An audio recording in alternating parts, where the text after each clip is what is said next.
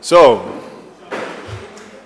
esteemed colleagues, dear guests, dear all, on behalf of the President of the University of Basel, it is my pleasure and privilege to welcome you to the University of Basel and to the 8th International Convention of Environmental Laureates. I hope you are all fine, and if not, there will be food and drinks afterwards, and if that doesn't help, I'm a psychologist, you can talk to me later. The University of Basel is honored to host the International Convention of Environmental Laureates, and I would like to take the opportunity to highlight our own measures towards a more sustainable university and sustainability in general.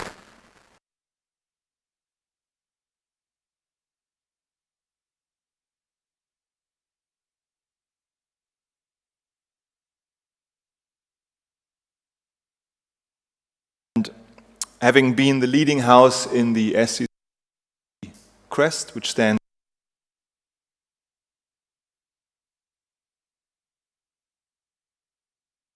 for Master in Sustainable Development at our university. But we not only consider us as a center for excellent research and teaching, but also as a hub for future policymakers and as a sort of living lab for sustainability. As such, we have introduced a 30% reduction in flight emissions, which is currently underway, and we'll have the results hopefully in the next months. And we are also permanently monitoring our ecological footprint, and we are aiming to reduce that permanently. We are currently also striving for measures to become carbon neutral in the near future, which is quite an undertaking. But to more current matters, please let me introduce you to the keynote speakers and important attendees of this meeting. First, there's Kaspar Sutter, member of the Council of the Canton Basel-Stadt and head of the Economic, Social Affairs and Environmental Department of the Canton of Basel-Stadt, and as such responsible for the ambitious and hopefully ambitious enough cantonal goals in sustainability and carbon reduction. Also, I have the utmost pleasure to introduce you to Klaus Tupver, who's taking part online. I hope he hears me now. I don't think he needs an introduction because he has been executive director of the United Nations Environmental Programme from 1998 to 2006, and he also serves as the patron of this very Convention of Environmental Laureates, which has been founded in 2012. He also served as Federal Minister for the Environment, Natural Conservation and Nuclear Safety in Germany from 1987 to 1994. When I was a young lad, and when I, as you do as a young lad in that age, I was protesting against nuclear power and for a more conservative and for a more sustainable future, and actually against the policy of Klaus Tupver, if you might excuse me. So seeing that he has become a very prominent figure in the international strive for more sustainability since then, I am glad, but as well rather surprised that my rather feeble protest when I was a young lad had such profound effect on him and of course on international policies. So this could serve as a motivation for anyone to make yourself heard. You might be surprised of the effects this has in later life. I'm also happy to introduce you to Patricia Holm. She must be somewhere here. Professor of Ecology, and Paul Burger, who will give a talk later, Professor of Sustainability Research, who both were and are the main drivers of the very successful Master in Sustainable Development of our university, and who could be rightfully considered to be the godmother and godfather of sustainability research and teaching at our university and of course beyond. I also have the pleasure to introduce you to Harald Weltzer, who will be participating again online. He's Professor for Transformation Design at the University of Flensburg in Germany and Director of Future 2, which works, at least to their according to their website, toward a grandchildren-compliant future. Enkelkompatible Zukunft in German, which I think is one of the most compelling and understandable sustainability goals I have ever heard of, even though it excludes anyone without a grandparent and anyone non-human. But last but not least, I would like to introduce you to Esther Mark, who is president of Sun 21, who will moderate this event and the discussion. And Sun 21 is an association promoting the transition towards a more sustainable use of energy and resources. So, let me conclude. I do wish you all an inspiring and productive meeting, and I would like to remind you to adhere to all COVID safety measures, of course, and I also would like to remind you that the hopes of my yet unborn grandchildren rest upon you. So good luck with this, and thank you.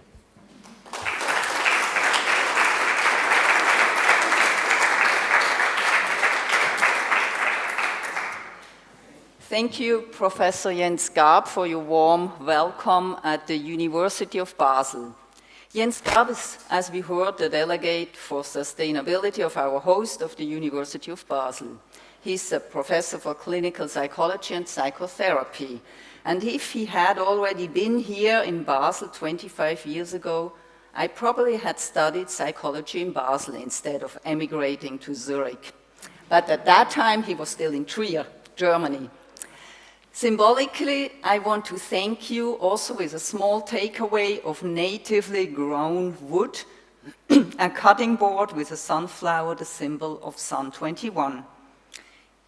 In German, we have the saying, for people who don't want to understand something, they have a Brett vor dem Kopf. They are a blockhead, they draw blank. In terms of sustainability, there are still many people like that out there.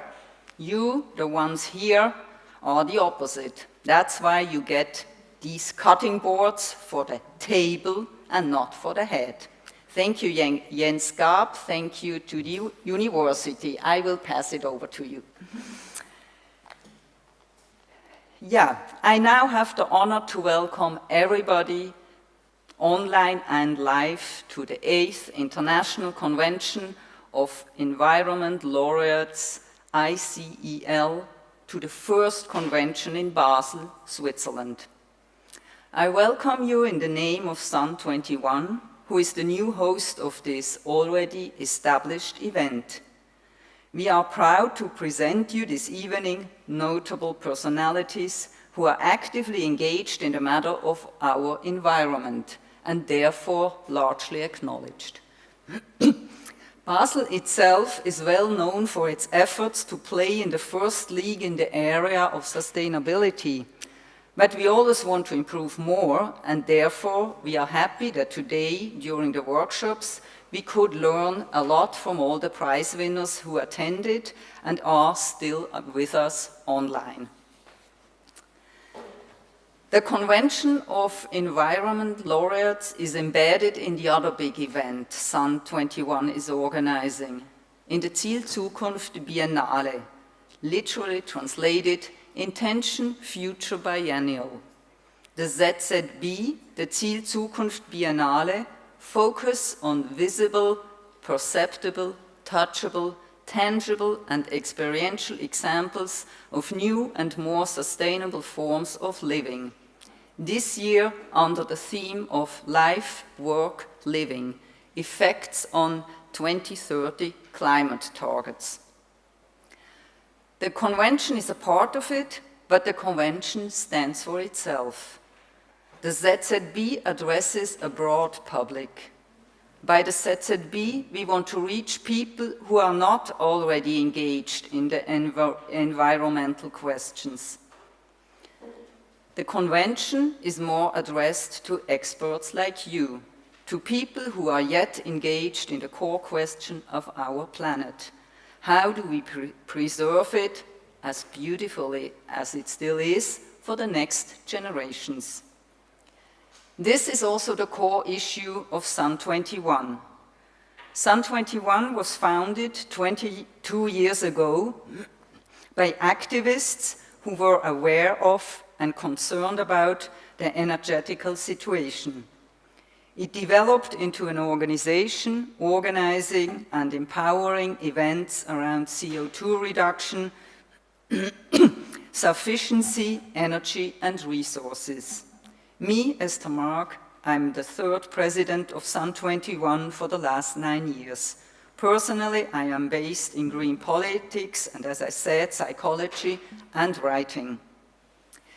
Due to the pandemic situation and, of course, due to sustainability, our event is only partially attended live. 2 of our speakers tonight will connect by Zoom because they had to travel too far, what had not been very sustainable. Most of the prize winners from all around the world, from all around the globe, do alike, and all the ones who are with us online as well. However, the Young Talents Day tomorrow at the University will mainly be live, but can also be attended online. All the ones now present here will also get a real apéro of the event, not just a virtual one. I'm sorry for the ones abroad. I hope you also get a nice meal after having joined us. But before we are forward-facing, we want to look one step back. Therefore, I ask Dr. Bernd Dalman on stage. Bernd Dalman was responsible for economic development and urban development for over 30 years in the city of Freiburg, Germany. And he is very engaged for the trinational region of the Upper Rhine Valley and founder and core member of the European Foundation of Environment. Please, Bernd Dalman. Come here. Welcome.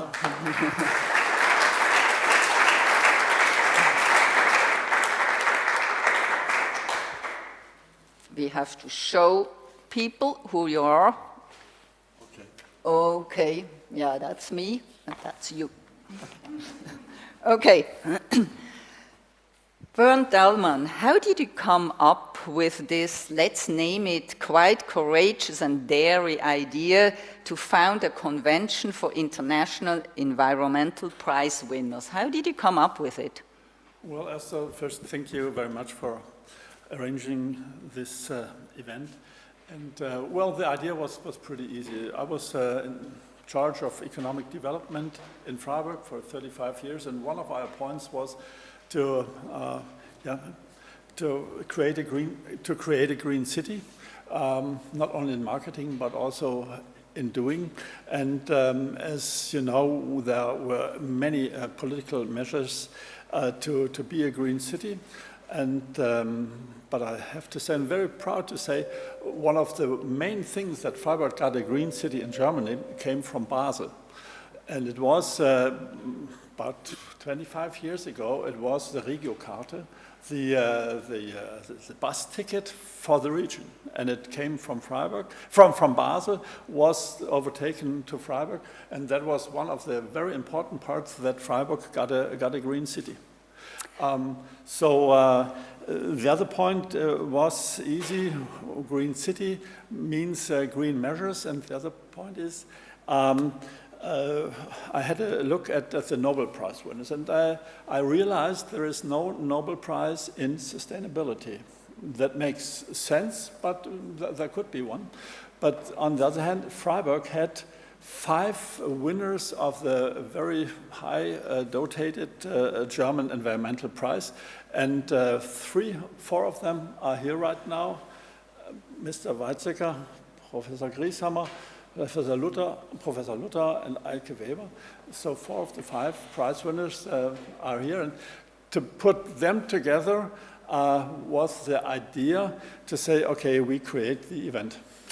An idea is one thing, but to make it happen, another one. What helped you in that process? You need friends.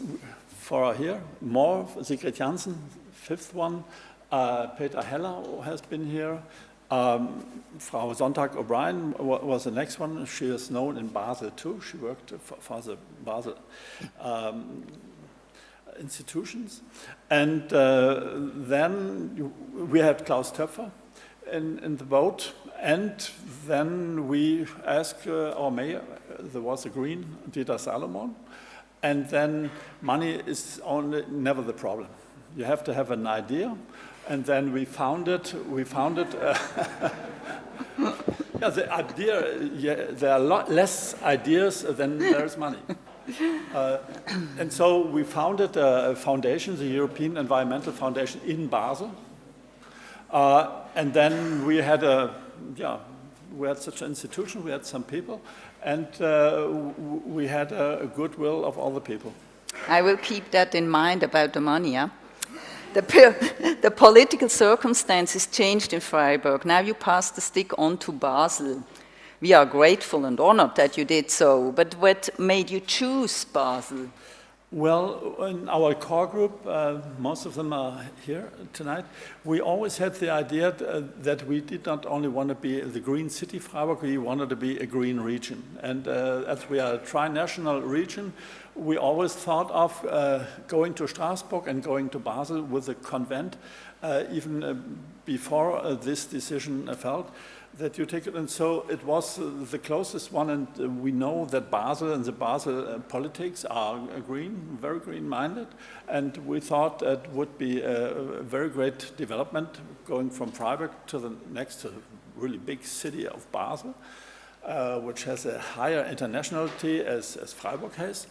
And so it was a pretty easy and close decision to come here, and we found you and Mrs. Hirsig and Sun 21 and the city government. So you welcomed us, and now that's what we have right here. And so that you did this, and we are very sorry that we had to take the decision at such a difficult time. Mm-hmm. And so we had couldn't have the event in the last year because of Corona, and the year before because of the political change in the city of Freiburg. And so we are very glad that you took this stick and now do it again and give it a new start. That was the question. What do you want to give us on the way? Just work as strong as you did in the last year. And then, as I said, the idea is there, the people, the friends, and the money will come from itself. Thank you, Bernd Dalman. I also give you a Barretli is on the way.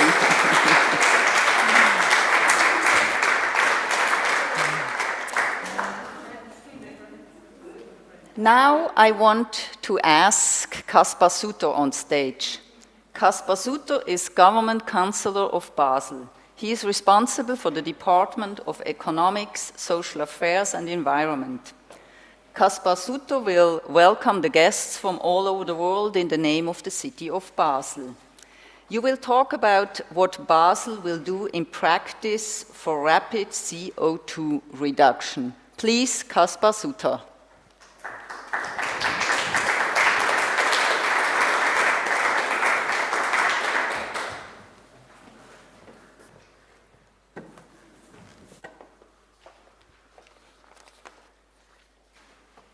Dear guests, dear visitors, ladies and gentlemen, cari partecipanti, care partecipanti, benvenuti a Basilea, chers participantes et participants, bienvenue à Bâle.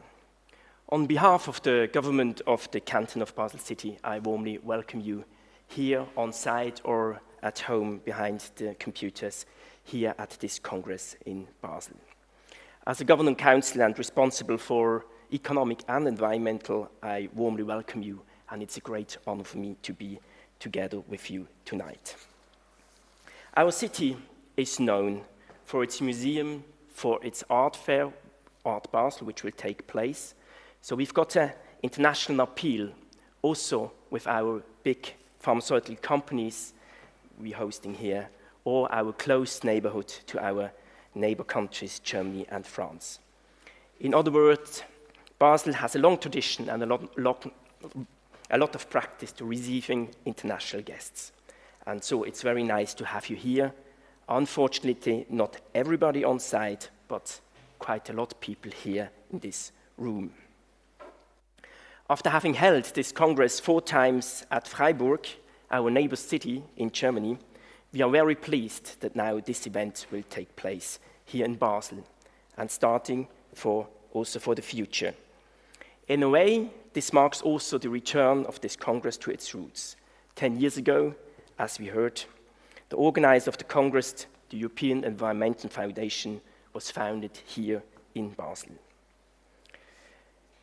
Basel was and is a frontrunner in energy and environmental policy. To understand this, we have to look in the past, because there are two major events who were very important for us and for our policy and our appreciation. The first one was in the 70s. So Switzerland wanted to build a nuclear power in Kaiser Augst. This is just close and next to our doors to Basel. And there was a huge protest against this power plant. I was newly born, so I got it by breastfeeding, this rebellion, but actually it was successful. The power plant was not realized. But not realizing a power plant is just one issue. It doesn't supply us with energy. So, in a consequence, we established quite a lot of energy laws and incentives here in Basel. In 1983, there was a first Energy Act. There was the ban of nuclear energy. It included a subsidy tax on electricity to promote concrete measures on energy efficiency. And there was a strict requirement on buildings, shells, and building technologies. That was not the end. In 1999, there was the next Energy Act with an incentive tax on electricity, which is still a unique one in Switzerland, and a feed-in remuneration at costs for renewable power. Since 2009, the energy consumed in Basel is 100% from renewable resources. And quite recently, in 2017, there was the next Energy Act, which bans the fossil heating. This means that every person, every householder who has to replace its heating has to replace it with a renewable heating. And there were other strict requirements for new buildings and the obligation of solar panels on new buildings. So this is the history of energy law, but it's not the end. Today, just today, the Commission of the Parliament published its report on our plans to invest more than 400 million euro in district heating in our city. So we want to bring renewable energy heating to 70% of the houses here in Basel City. We are investing in charging stations all over the city for electric cars to bring the decisions of the car owners to electric cars and away from fossil engines. And we are discussing an obligation of solar panels on all suitable buildings here in Basel. We are at the moment also close to a new decision of the reduction goals of carbon reduction, but this is not decided yet, so not ready to announce tonight. The second mind changer we had in the history, and this I remember well because I was 9 years old, is when you wake up in the morning, you hear the alarms outside in the streets, and you have a sticky smell in your nose. That was the fire disaster of Schweizer Halle. Probably you also remember when the Rhine got red and all the dead fishes were swimming on the wrong side. This experience had a big impact in Switzerland and in Basel on strengthening the regulations on protecting waters and the environment. And now, today, we love to swim in the Rhine. It's possible again, it's clean and safe. So in Basel, environmental and climate protection is a top priority and was a top priority. This is also the reason why we, as accountants, will apply for the European Green Capital Award, also to show what we have done and to do further improvements on our policies here in Basel. You also, the winners on environmental prizes, have always been frontrunners. So we are eager to hear today your answers on the today challenges. So thank you very much for the organizers for this Congress. Also, thank you very much to Bernd Dalman, the founder of the European Environmental Foundation, and thanks to you that you're here. Thank you very much, and I'm looking forward to the discussions coming up.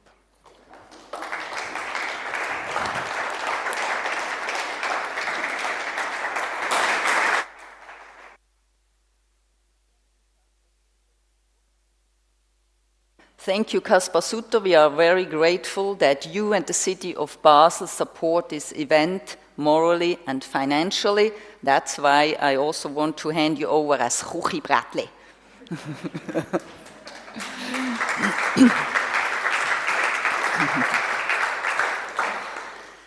The next speaker I can't ask on stage because you can't see him already, because you will soon see him on stage, but he is sitting in Berlin. We feel very honored that Klaus Tupver agreed to be our patron. As we already heard, Klaus Tupver was Minister of Environment in Germany during the government of Helmut Kohl and former Executive Director of the Environmental Program of the United Nations. He will speak about Schumpeter was right. Constructive destruction is the challenge of the times. Please, Klaus Tupver. Can we see you? Can we hear you?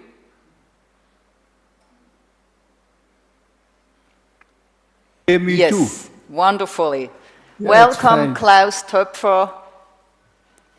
Yeah. Madam President, ladies and gentlemen, dear friends, dear colleagues, of course, as a patron of this Nobel organization, I'm extremely proud to be allowed to address this 8th International Convention of the Environmental Laureates in Basel today.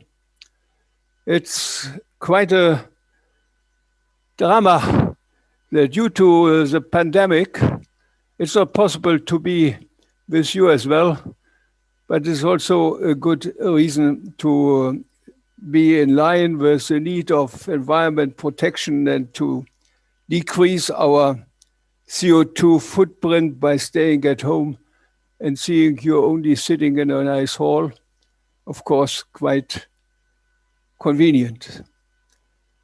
I learned in the meantime that I now know who was responsible for the change of nuclear power in Germany.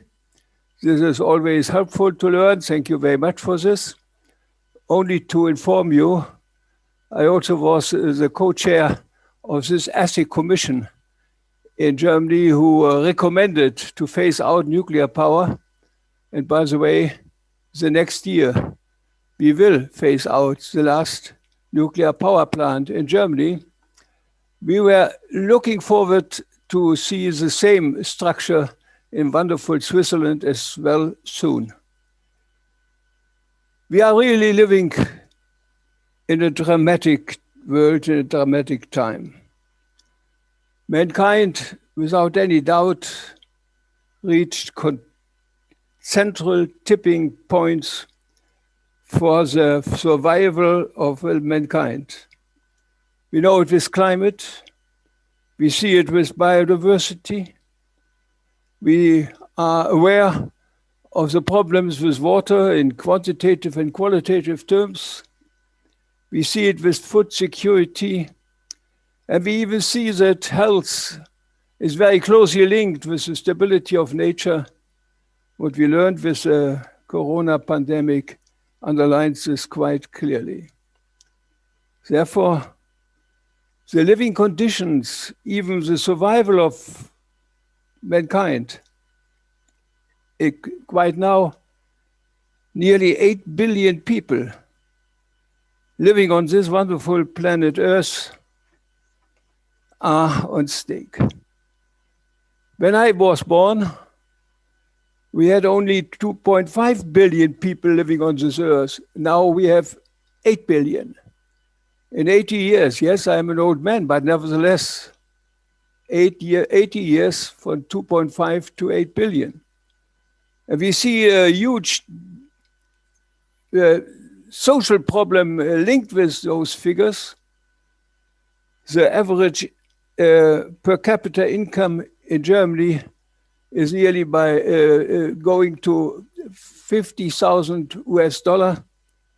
In Africa, where I had the chance to be responsible for the United Nations Environment Program headquartered in Nairobi in Kenya, these were 2.5 billion people.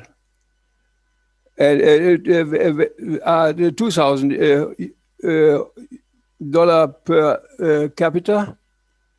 And if you see the average age, in Germany, nearly 50 years, in Africa, around 20 years.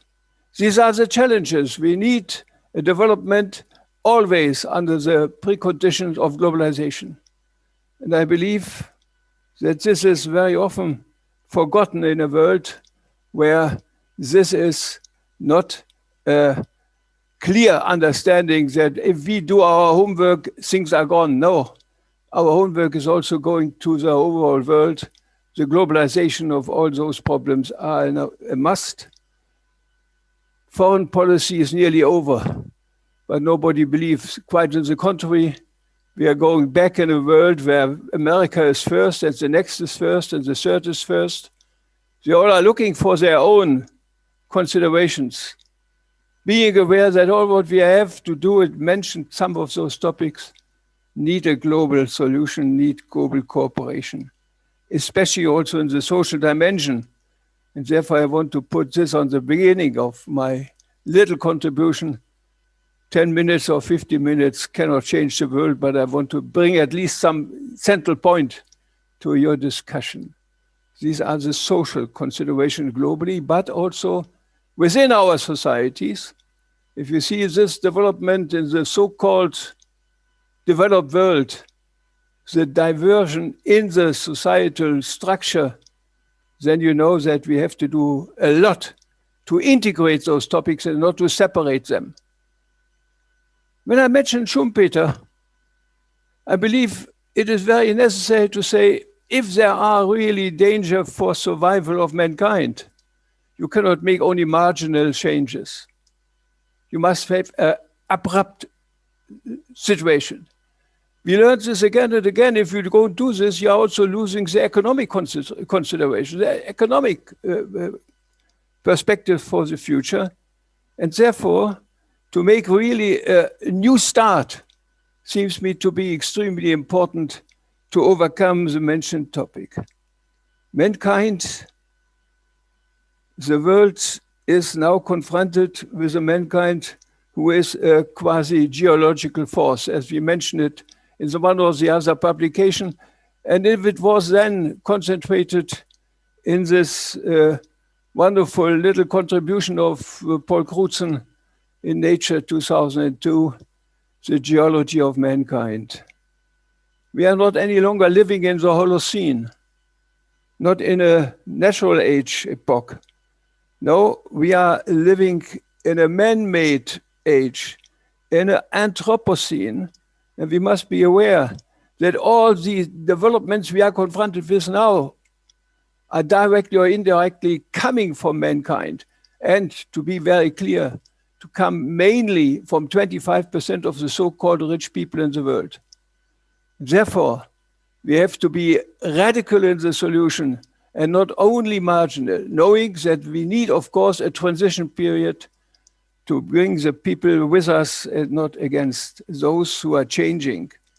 Nobody wants to have changes as long as he is on the good side, on the proper and wealthy side.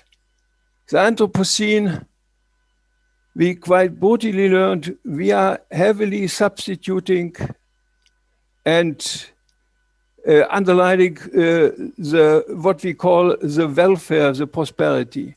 We are externalizing costs. We are aware of this since a long time, no doubt.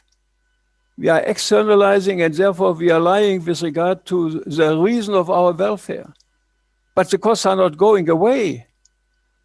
Other people, other time, they have to bear it. We are transporting those costs. We are not calculating in our prices to the future, to future generations. to those people living in other parts of the world, mainly the poorest of the poor, and we are transferring it to nature. And nature doesn't have trade unions to protest against it. But nature is answering quite now, as we learned with this mentioned tipping point. All this is the externalization, which is the main topic, bringing our economic development to the next stage. And let me only mention shortly 3 parts where I believe we have to have the concentration of our activities. First, our way of living is not able to be globalized. If all the 8 billion people would like to live as we do it in Europe, the world would be broken. And we have to change it. I checked all the programs of the political parties running for the election in more than 1 week's time in Germany. I didn't find a single time the word sufficiency. And I believe we need something like a new ethic of enough, a new culture of limitation. And this is not only to make it via market prices or via regulations, that must be also understood as an ethical must. You see, we have now quite now again in Germany and in other parts of the world anyhow, the discussion of nuclear. And they are always arguing against it because it is too expensive. No, I don't argue against this because it is too expensive. I argue against it because it is ethically impossible to do something what cannot be handled later on. So the topic of changing our lifestyle seems to be on the top of the priority list.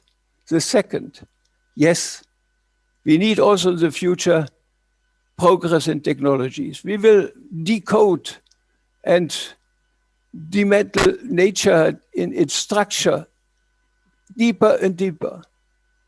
But at the end of the day, technologies will not be enough, by far not be enough. I mentioned it in my point 1. And I would like to mention it also with regard to the fact that human decisions are always decisions with incomplete knowledge, and therefore we are always going deeper and deeper in the risk to have failure. And therefore the need for technologies is that they must be mistake-friendly. They must be open for changing and for repair, for recycling, for circular economy. This is a topic where we need it. And again, the ethical topic. I recommend again and again to read the encyclica of Pope Francis, Laudato Si. One topic, he always remind us that the technological paradigm is mankind deciding on nature, or is the nature on technology, or is technology deciding on mankind? And more, we are depending on technologies. We are losing alternatives, and we are losing with alternatives freedom. And I strongly recommend that our technology must be open for democratic participation, for decentralization, as I mentioned also, as mistake-friendly. Otherwise, they cannot be globalized in a world where we are living in. 8 years in Africa gives us a clear signal that they need also labor-intensive technologies. So to ask only for technologies is not enough. We must qualify what kind of technologies are necessary to overcome the burden and the limitations in a world with 8 and more billion people in the world. And last but not least, there are quite a lot of people believing that the market itself will make the things running and changing and bringing us out of the disaster.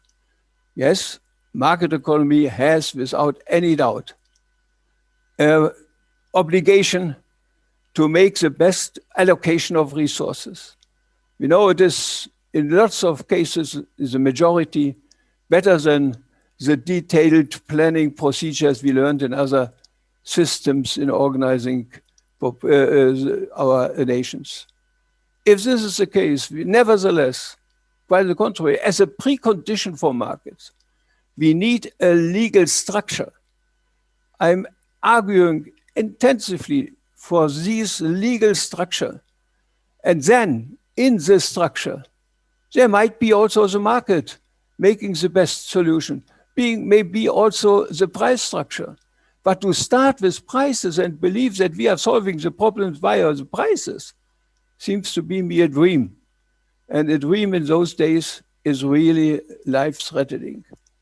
Therefore, these three topics, our lifestyle, the topic how to handle technologies, and how to integrate our organizational structure for markets and for allocations with a clear legal structure, with Ordnungsrecht, and integrate in this then the possibility for making market processes running for the best solution, and the best solution may be then also the most financially feasible solution, knowing that the risk of externalizing costs are in the beginning of the problem and came from markets, not from anywhere else. So this is something what I want to mention very short notice. I'm, as mentioned, honored to be a patron of this meeting. I know that these are the champions in the world, and that we have to do our utmost, not to sit down and say we got our prize, but that the prize is the starting point for concrete action in the future as well. And therefore, I'm so happy that the city of Basel and the university joined hands with our colleagues in Freiburg to make this meeting possible. I wish you a good and a very successful 2 days meeting. I know that this is in the framework of Sun 21. Also, this is some of the brand mark for Basel, knowing that on the other side, we also started with this quite intensively, quite early enough. All this together makes me proud, makes me happy. And knowing that good old friends, as you rightly mentioned, are sitting there, makes me a little bit angry and convinced. Maybe I had nevertheless take the time and come to Basel. Next time, hopefully, I will be there. That makes it necessary that I'm still in good health condition. Thank you very much. Have a good time.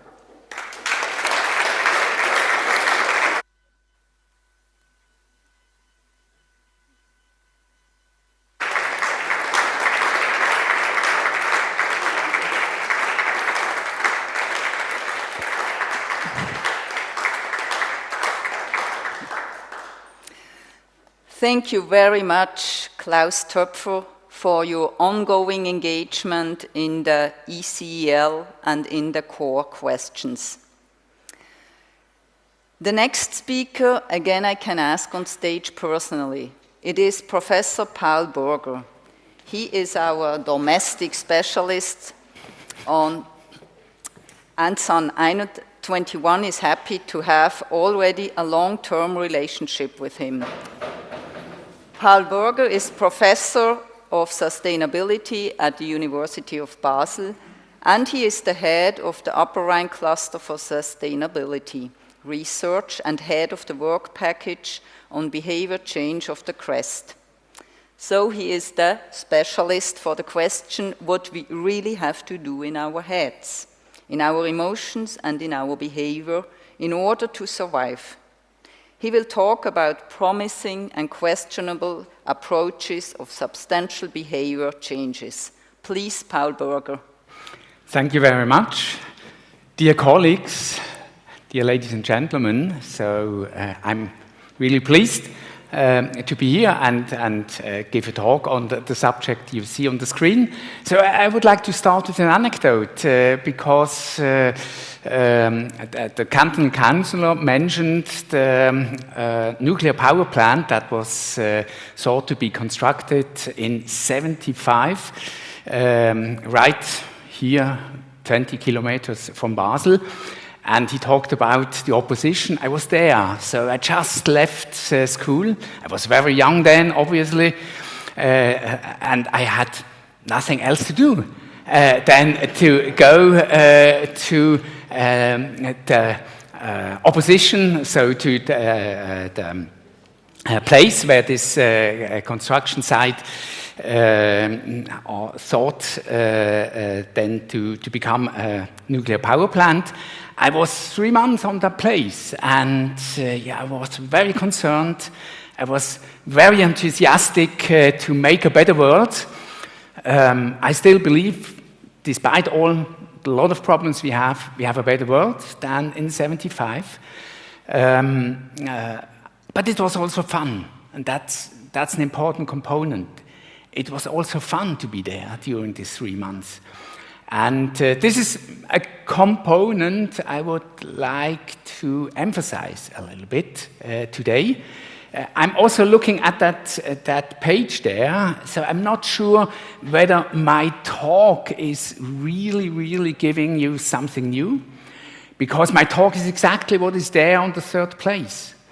Positive approaches and make it attractive to the people. So that's what I try to do the next 15 minutes, to explain a little bit why maybe some of the barriers we face in changing has also to do that we are not doing the right things. So let's see.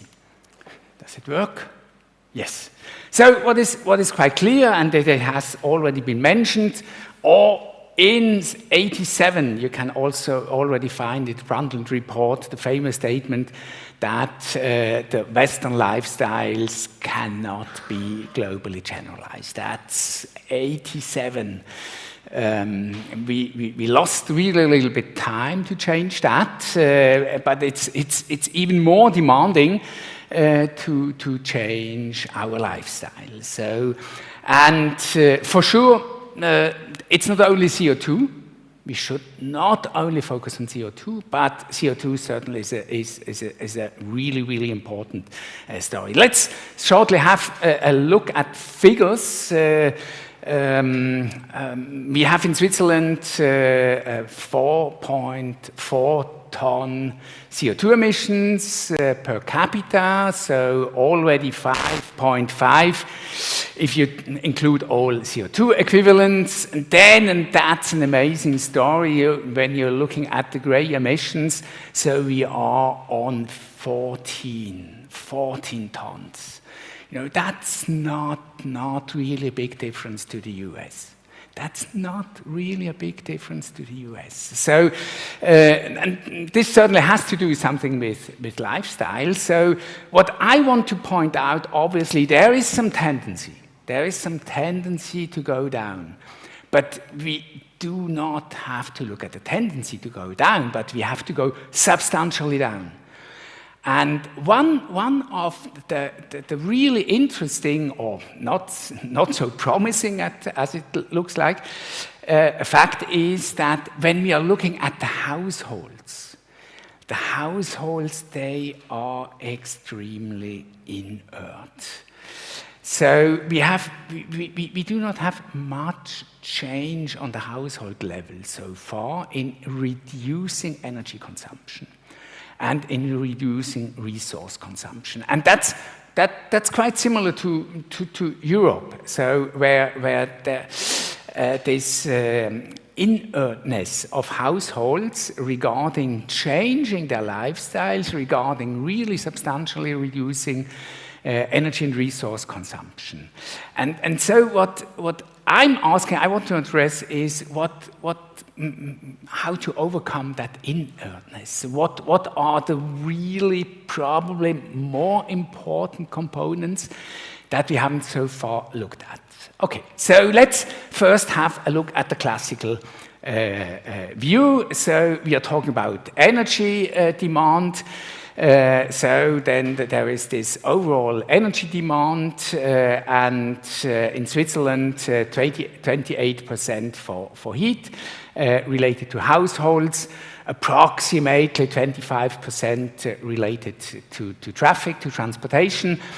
So approximately 50% of the energy consumption, of the direct energy consumption, is related to households. So, and again, contrary to the industry, so not many things has been happened in the last 10 years or so on the household side.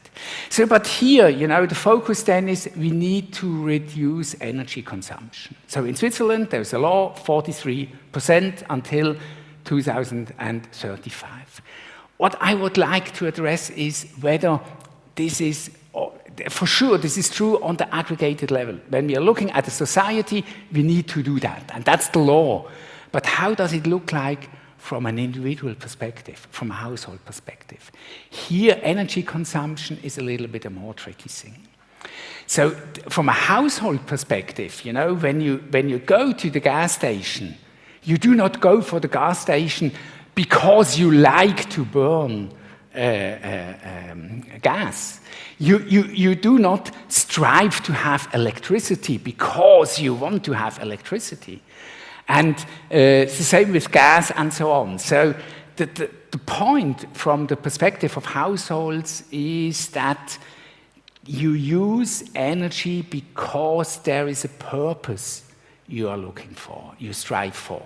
I mean, when you want to have heat, then because it's better to have 21 degrees than to have 15. You want to fill your gas at the gas station because you want to go from A to B, and so on. So the purpose for the household, what is in the center, are the purposes, and the technical system, as well as the fuel to run the technical system, are instruments for achieving the purpose you want to have. So in that respect, when you look from a national perspective or international perspective, yes, we have to reduce energy. But from an individual perspective, you know, reduction of energy, that's a side effect. You do not reduce energy because you want to reduce energy. So, but you want to have a warm room, you want to have transportation, and we should rather think about whether the focus in the political sphere on the reduction topic is the best way to do. Whether we shouldn't really look at the purposes. So if we really want to have this change of behavior, this contributing in a disruptive way,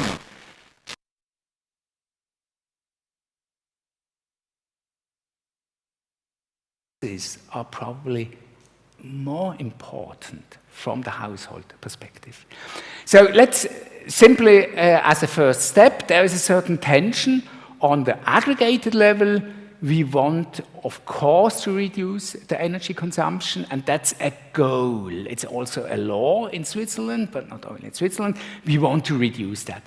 From the individual perspective, this looks differently, you know. So it's like a famous distinction between a public good on the one hand and the private purposes. And private purposes are not by definition related to this public good. So there is a tension between what we want to achieve on the aggregated level, on the national level, and what individuals are striving for. So let's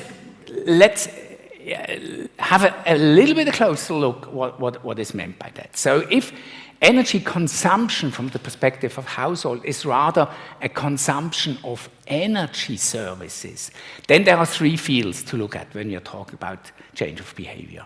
So on the one hand side, it's access to fuel. So obviously, for example, you should or can choose, if it is not guaranteed, your electricity mix. So to have green electricity. This is also a change of behavior. But be aware, so having a green electricity mix does not mean that people consume less. So you decarbonize probably your electricity mix, but this does not necessarily mean that people use less. So that's the same with the heating system, with the cars, and so on. So I had this morning a meeting with members of the Swiss Parliament, where one of the members of the parliament explicitly said, we do not only want to change combustion engine to electricity mode, but at the end it's about questioning the way we are mobile, and questioning the way we are mobile. So it's not sufficient to look only at monetary incentives to foster mobility and so on. So here I come to the major point. So in what is in a certain sense at stake, and that's the positive component. Today the preferences, what people value, are strongly focusing on material components, and the positive way we should, in a certain sense, strive for is to have new stories on what makes up our quality of life. I would like to point to two famous examples. One is diets. Indeed, when you are vegetarian or when you have a less meat-based diet, you're not less happy. That's simply not true. So you can be as satisfied with your life with a vegetarian diet. So and that's the same for car ownership. So in the city of Basel, but not only in the city of Basel, in Zurich there are a little bit more in progress now. So they have 55% of the households who no longer have a car, own a car. In Basel, it's 50%. So the question is, do they feel that they are not that satisfied with their life? We made a study, one of my PhD students made a study with data available from the Swiss household panel. So what we were able to demonstrate is, so those who voluntarily have no car are as satisfied with their life with those having a car. Only those who cannot afford a car are less happy. So that's interesting. So you see, so it is possible to have the same life satisfaction with a substantially different set of purposes or preferences you follow. So your quality of life criteria are different than those who are having a car. And don't say that preferences don't change over time. So when I was young, coming back to the nuclear power plant, obviously gender relations were totally different. So looking at my family, it was totally clear. So my father was working for the money, so my mother was at home. So that was totally clear. Is it still clear today? Luckily enough, not. So you see, preferences, what we value, what we want to have for our life, that can change. And my thesis is this is at the end the core element, that we will achieve a different lifestyle, that the quality of life criteria people have will change. And very shortly, I don't want to go too much into that. What is really important when we are talking about change of lifestyle and things like that, what people are in is normally routinized activities. You do not go purchasing a new car, that you go rationally through all the criteria that comes up with, yes, I go for that car. This is simply not true. So that's a fiction that has been promoted for quite a long time with this Homo economicus. But if you look at how this is really done, even investment decisions, in the households are very, very often routinized, habitual decisions. And that's totally different. So, because what is important is you cannot address habitual, routinized activities in the same way than rational decisions or decisions at all. So, especially monetary instruments work much less in that field. So when we are talking about, at the end, change of lifestyles, so we are much less talking about financial incentives, but we are talking about bringing positive content to what we value, what we think about value. And I leave that out.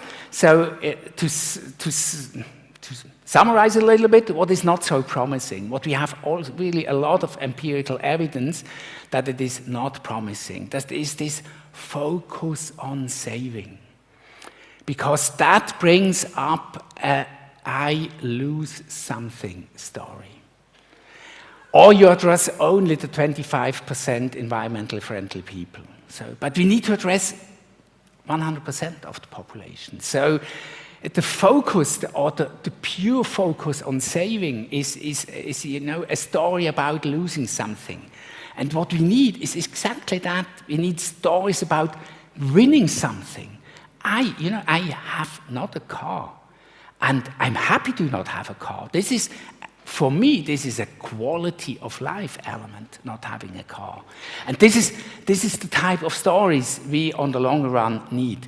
So very often, so people talk about we need to give information. Yes, information is important, but research clearly demonstrates, so research alone does not change anything at all.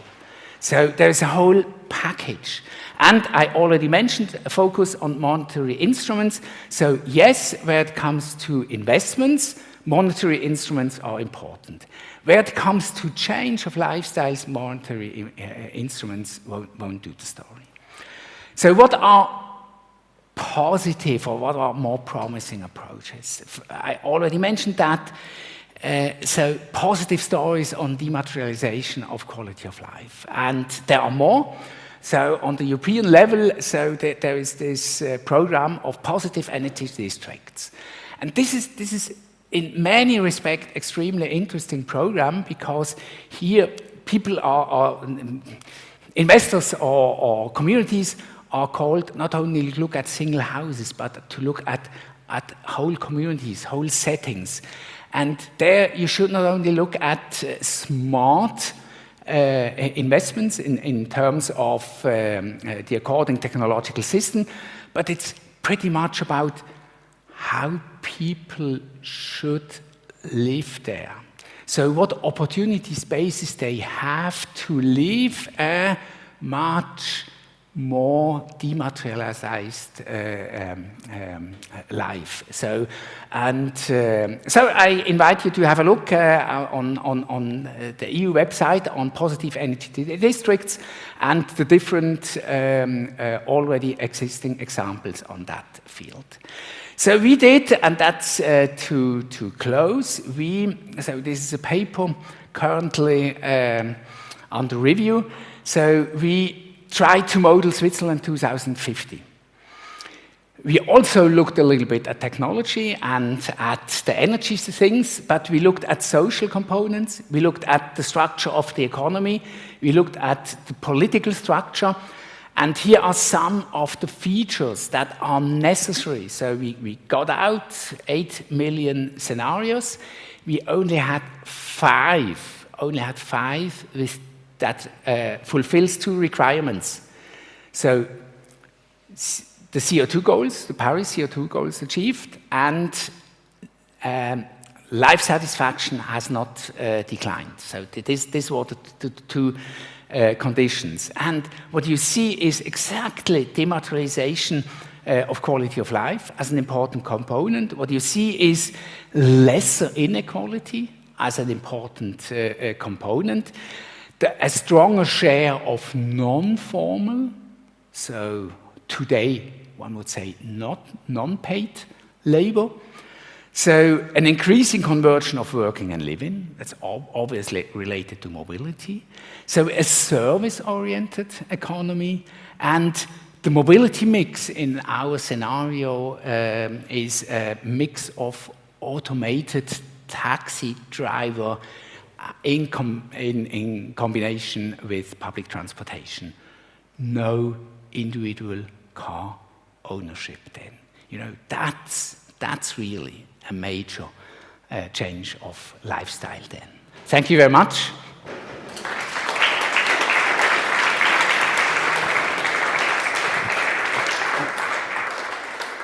Thank you, Paul Burger. We are happy to have you here in Basel and that we can look back and hopefully forward to a continuum of mutual support and mutual engagement. And that's why I also want to pass on you a Kuchibrätli. For the ones online, besides I know we have people online from Russia to Colombia to Australia. For the ones online, the word Kuchibrätli is close to the term not native Swiss German speakers normally get tested in their pronunciation skills with the word Kuchikästli. What of course is no problem for Paul Burger, but might be one for our next speaker, who comes from Berlin again. It is Professor Harald Weltzer.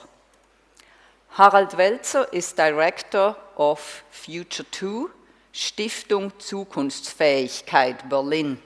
Stiftung Zukunftsfähigkeit, I would literally translate into Foundation for Future Competence. I hope that's right. Your presentation, Harald Weltzer, has also an interesting and promising title. Everything can be different, the power of concrete utopias. I like that, and I'm looking forward to it. Please, Professor Weltzer. We soon will have him. Hello. Am I there? Good Hello. evening, Professor Weltzer. You are here with us. Very good. Good evening. I'm very happy to be able to say a few words to all these important topics that have been already mentioned. And I'm very happy that I can speak after Paul Burger, because I like very much his idea and his approach that we need another type of approaching the problem, a type of addressing the people in a different way. Because I think, we are looking now back on half a century, 50 years of environmental communication, an establishment of organizations that are very concerned about the status of the climate and the environment and all these things. And we always talk about things that are very bad and that have to change to something positive. But we always have a kind of position to argue from a negative point of view. And I always feel reminded to a quote of the Marxist philosopher Ernst Bloch, who was pondering in an essay out of the 1930s about the success of the Nazis and the Nazi propagandists. And he said, okay, what the Communist Party did was right, but what the Communist Party did not was wrong.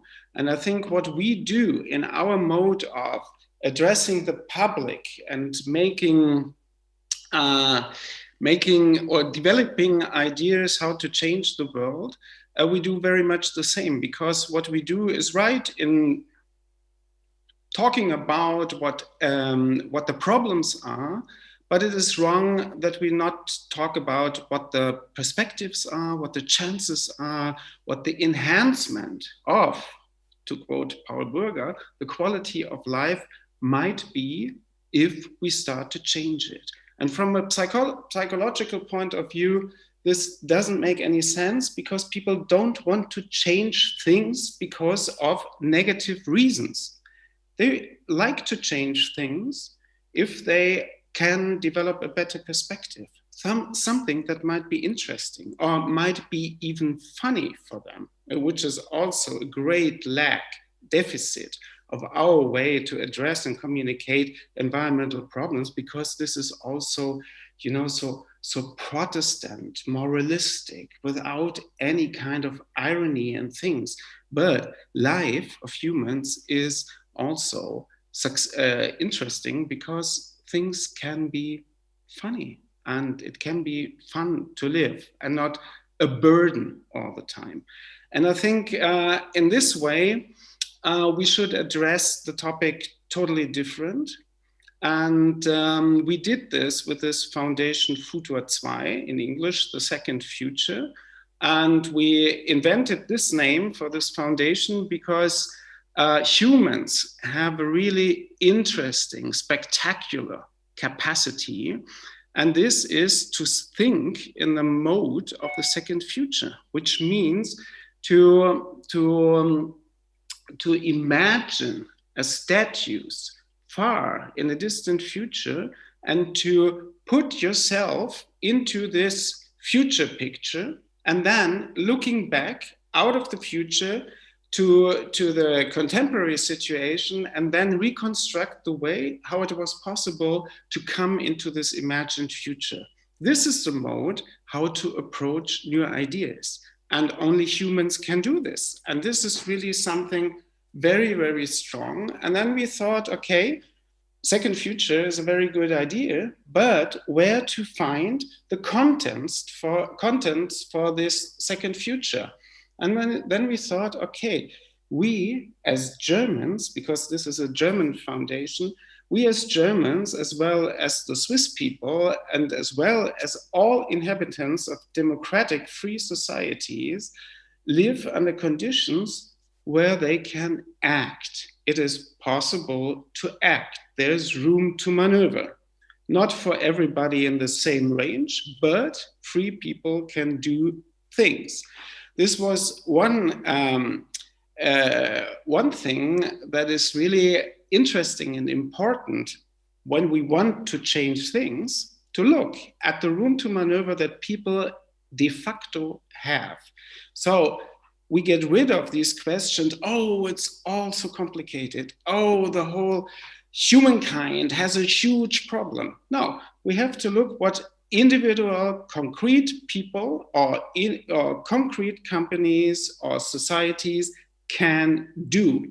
And the other thing is, coming back to Klaus Tupver's short presentation, of course, we have really a severe problem in changing our economy, our type of society, our lifestyles, and the whole thing.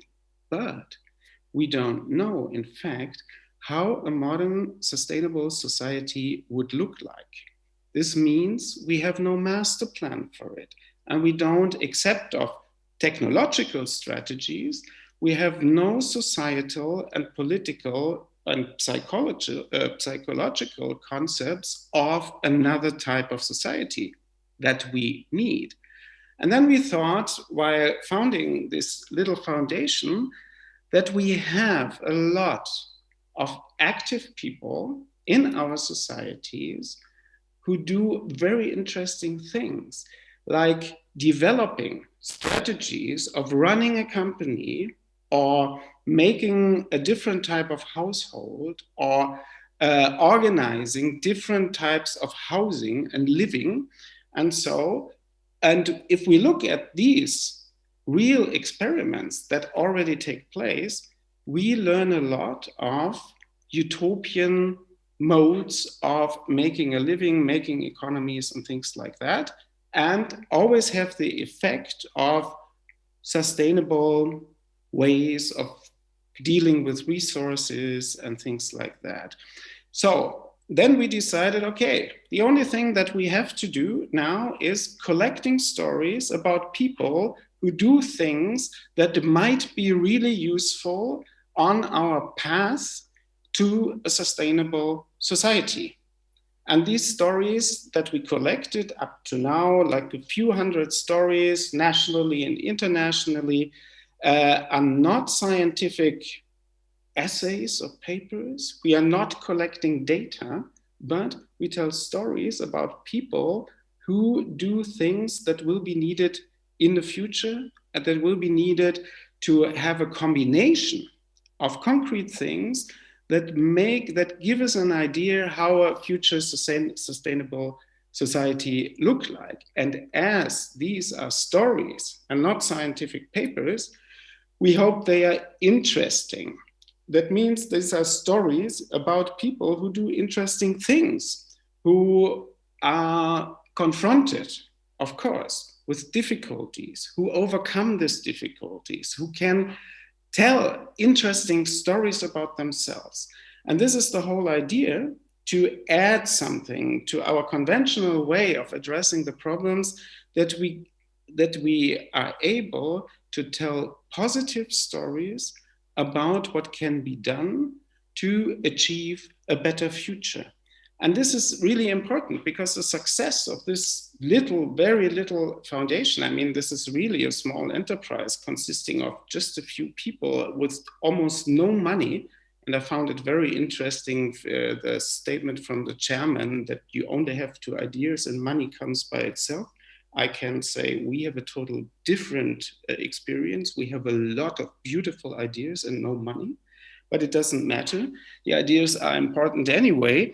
And the success is very great, because if you read these stories, or we also do movies about these people and so, and this is something that inspires other people very much, because we have a broad range of people who establish these concrete utopias and show that things that can be really, really different. A broad range from people who were getting welfare money up to former CEOs of huge international companies.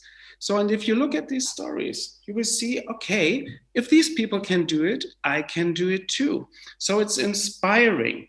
And the most important thing for me, especially in the current situation where all of us, I think, are really, really a little bit desperate, because our situation now in the year 2021 is really, really worse than at the time when all these environmental activities and NGOs and so started.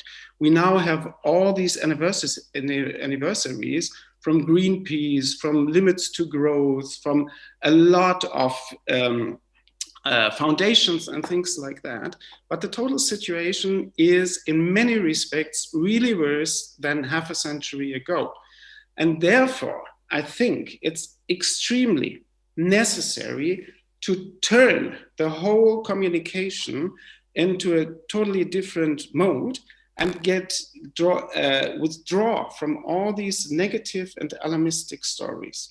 Just to make a short observation, in Germany, you all know that, we had like 6 weeks ago or 8 weeks ago, this terrible flooding of great areas with terrible destruction and devastation, and more than 200 people who died in these incidents.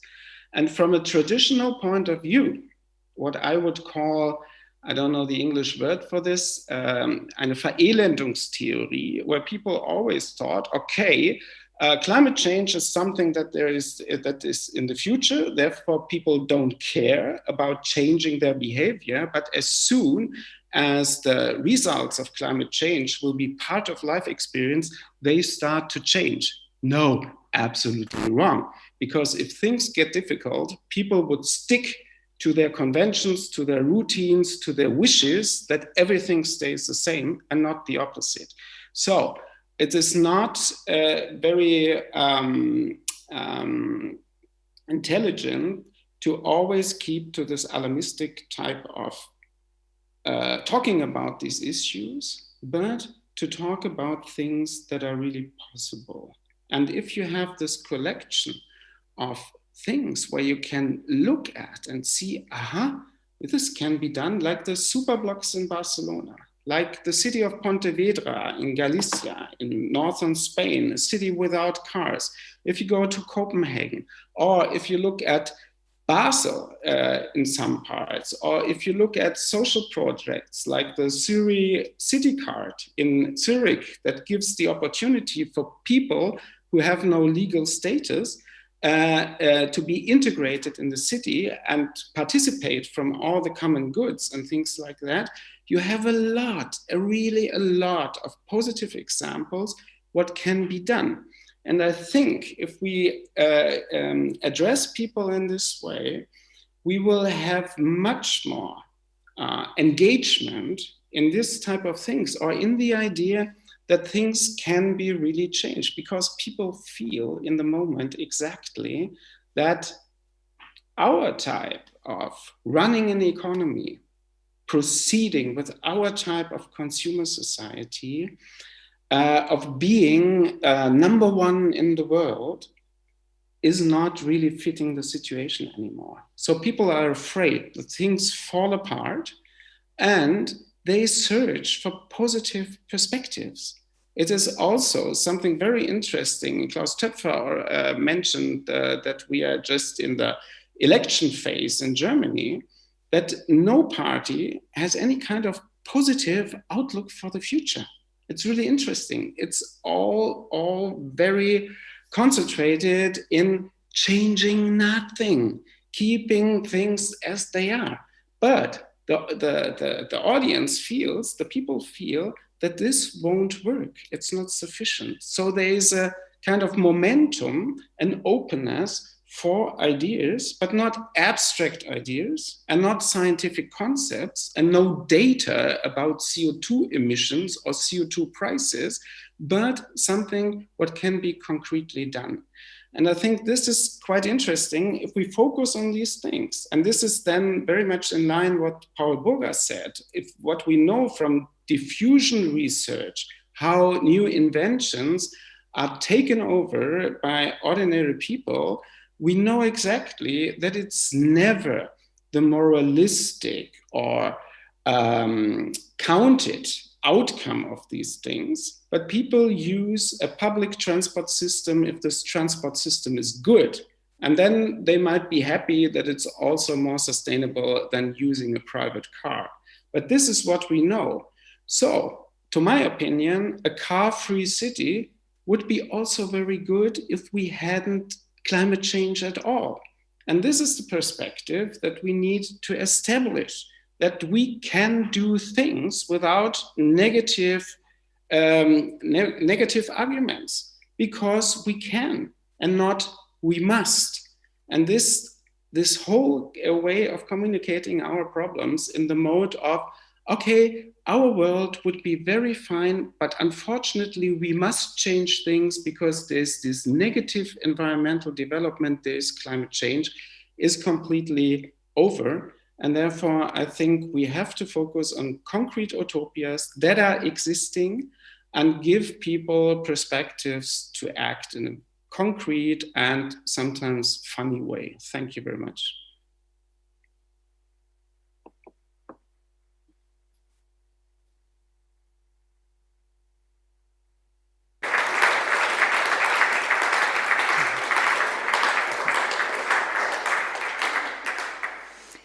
Thank you, Harald Weltzer from Berlin. I really liked your emphasis on storytelling and positive examples. I might bring you the Kuchibrätle when I come to Berlin end of October, by train, of course.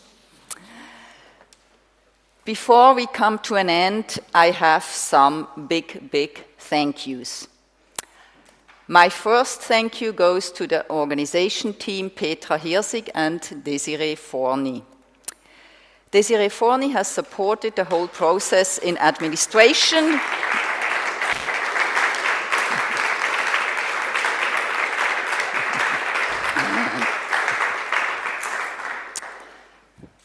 Thank you, Desiree, for your support. You already got the flowers beforehand, and Petra Hirsig I ask now on stage. She didn't want to, but I told her she has to.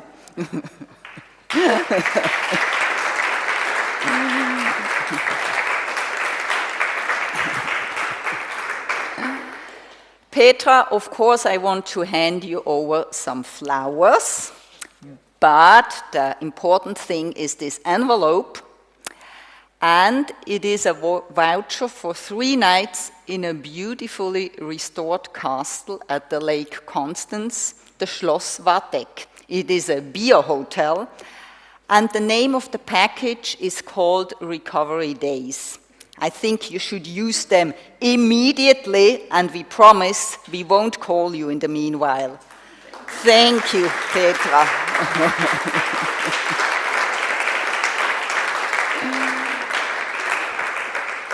Because we have to know, Petra is the managing director of Sun 21, and she is the one who surveyed and organized everything.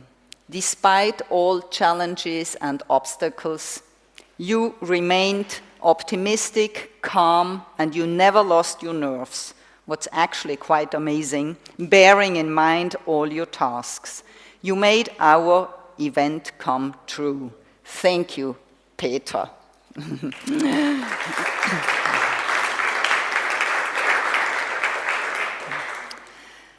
My next thank you goes to the Freiburg team for all its theoretical and practical support and engagement in the core group. They already got a Kuchibrett list this afternoon, but I want to name them again here this evening. They are Professor Sigrid Jansen, Professor Ernst Ulrich von Weizsäcker, Dr. Peter Heller, Professor Rainer Grieshammer, Professor Eike Weber, Katharina Lindemann and Daniel Vicentini, board members from Sun 21. A big thank you to all of you.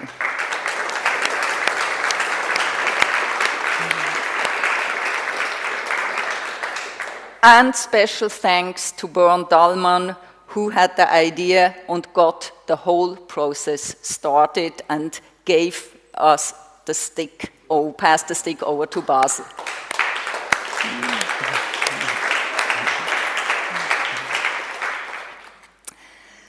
Thank you to the University of Basel that provides us with rooms and techniques. Thanks for their support with all organizational questions and man and woman power. Thank you to all the helpers from the university, and big thank you for the technical team under Peter Czerter. They really were challenged by us.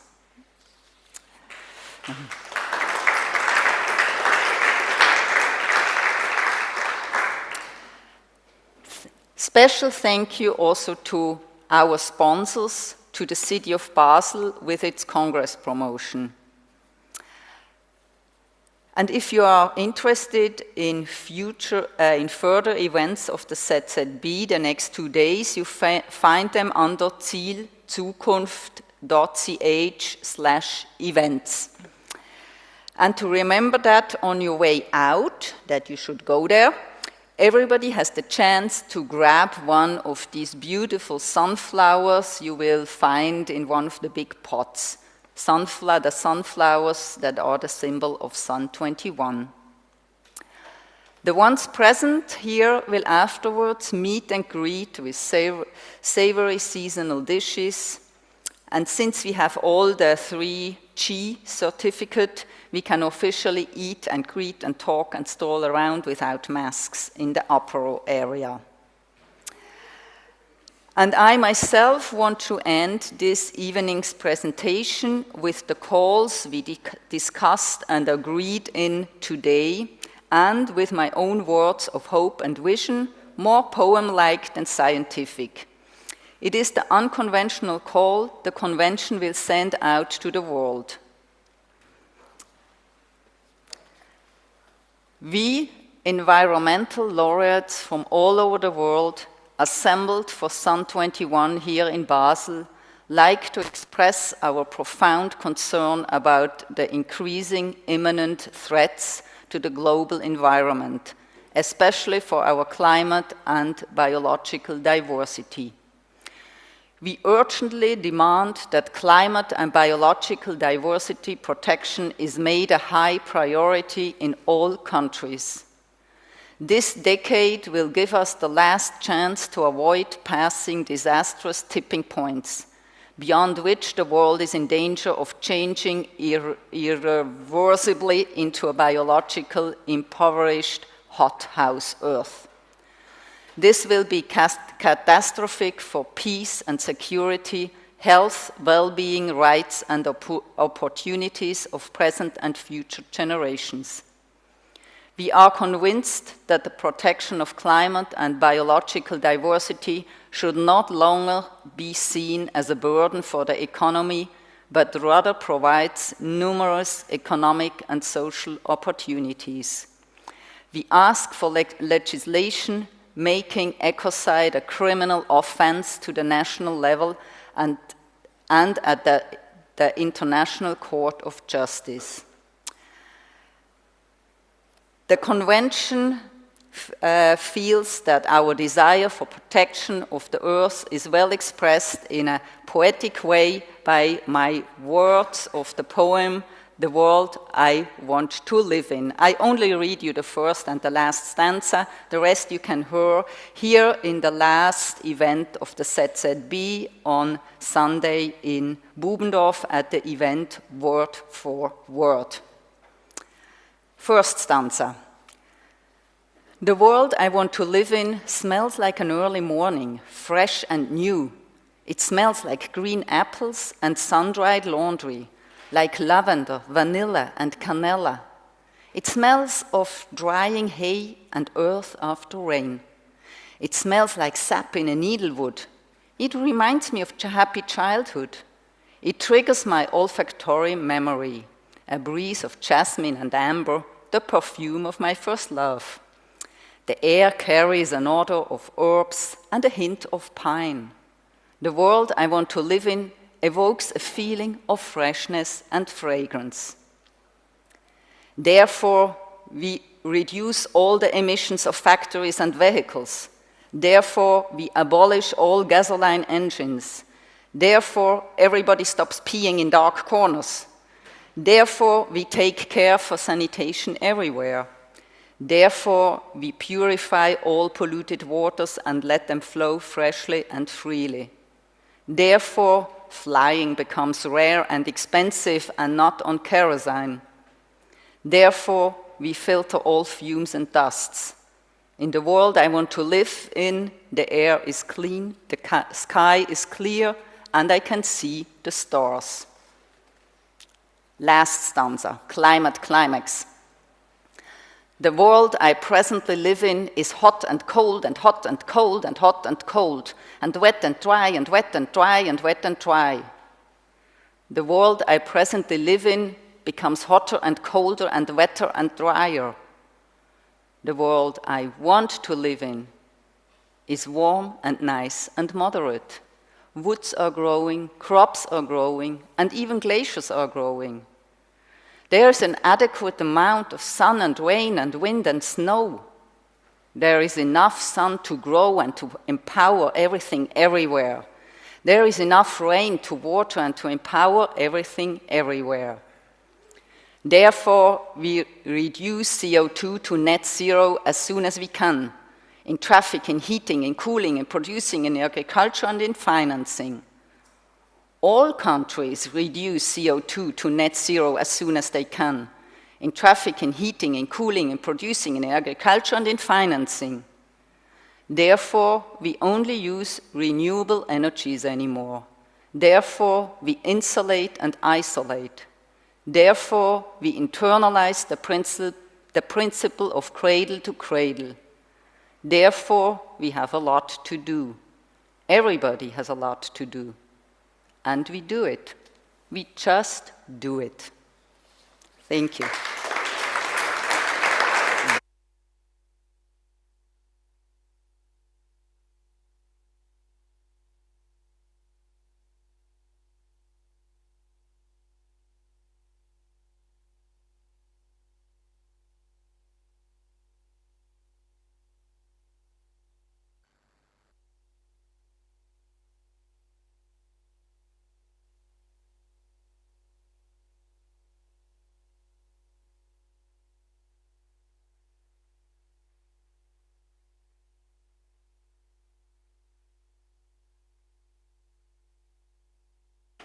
I think that was my first handshake in the last year.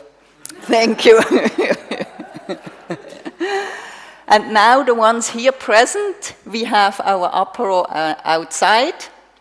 Please use it for coming together, eating together, and enjoying your time. And we see and meet, hopefully, tomorrow at the Young Talents Day. I wish you a wonderful evening. Thank you.